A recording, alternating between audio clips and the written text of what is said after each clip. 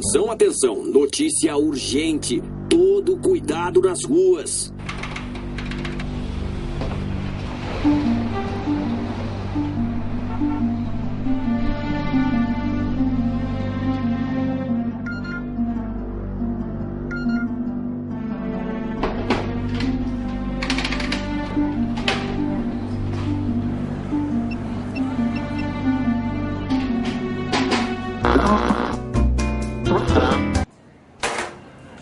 Vou abrir, vou consertar, vou ligar o rádio e vou descobrir o que está acontecendo.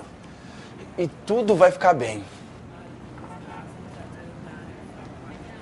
É só eu entender um pouquinho de componentes eletrônicos. Não deve ser difícil. Não deve ser complicado. Não é mesmo? O que vocês acham?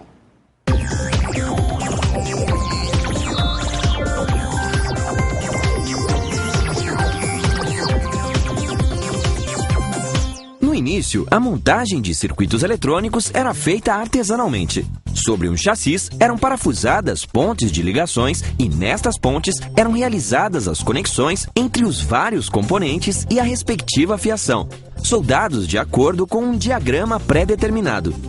Com o surgimento da miniaturização, os circuitos passaram a ser fixados em placas de materiais isolantes, contendo fios para conectá-los.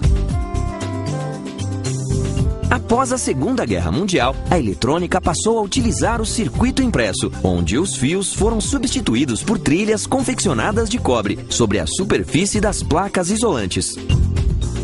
Atualmente, temos montagem em superfície. Aqui, os componentes com tamanhos reduzidos são soldados diretamente na placa de circuito impresso. Desta forma, é possível dispensar os furos e reduzir o tamanho da placa. Os componentes eletrônicos formam a estrutura de um circuito elétrico ou eletrônico, ou seja, estão presentes em qualquer tipo de circuitos simples até circuitos complexos, que estão interligados. Também podemos chamar de componente eletrônico todo o dispositivo elétrico por onde circula a corrente elétrica através de um condutor ou semicondutor. Antigamente, os componentes eletroeletrônicos eram grandes e facilmente identificáveis. Como exemplo, tem os resistores, capacitores e indutores. Com a evolução dos equipamentos eletrônicos, houve a necessidade de colocar cada vez mais componentes. E aí, para organizá-los, surgiu a placa de circuito impresso, onde vocês podem ver vários componentes em uma única placa. Com a evolução da microeletrônica, esses componentes começaram a ser cada vez menores, quase invisíveis ao olho nu. E aí todos esses componentes antes que faziam uma certa função, hoje cabe dentro de um circuito integrado, conhecido como chip. Posso citar como exemplo um equipamento que antigamente era grande, era o celular. Hoje em dia cabe dentro de um bolso. Então, entenderam? Agora vamos ver passo a passo como é feito um circuito eletrônico. Dá uma olhada.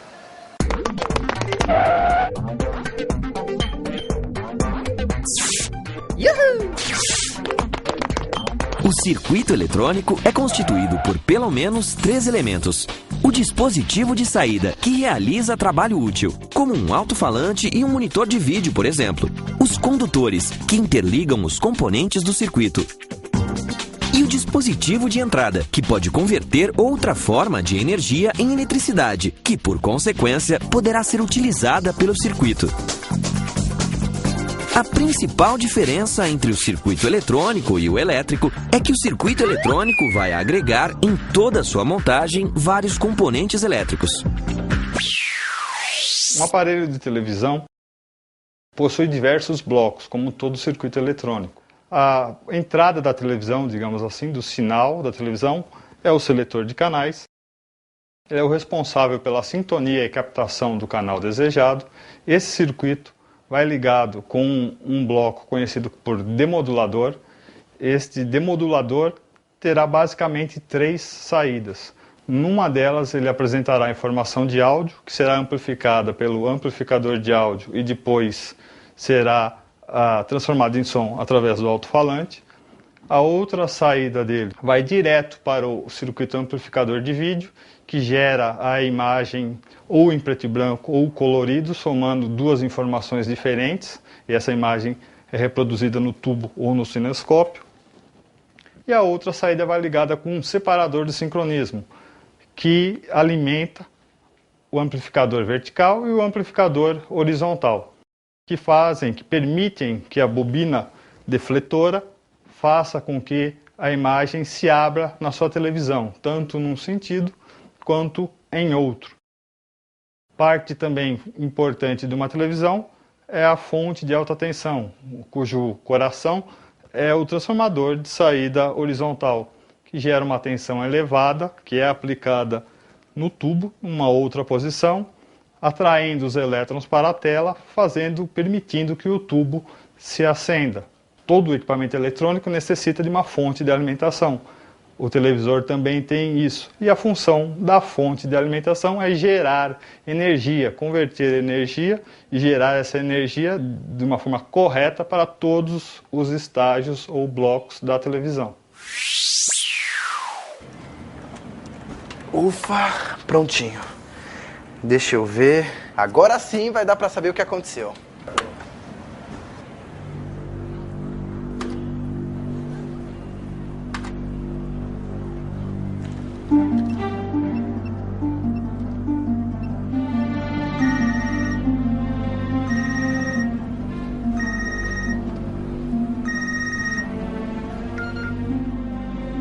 Alô?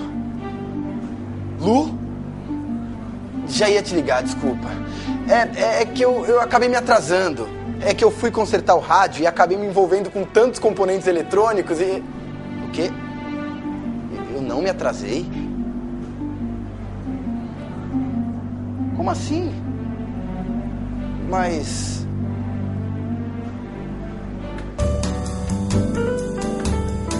Não é possível. Não, tá tudo bem. Tá, eu já vou sair. Talvez eu esteja estudando um pouquinho demais.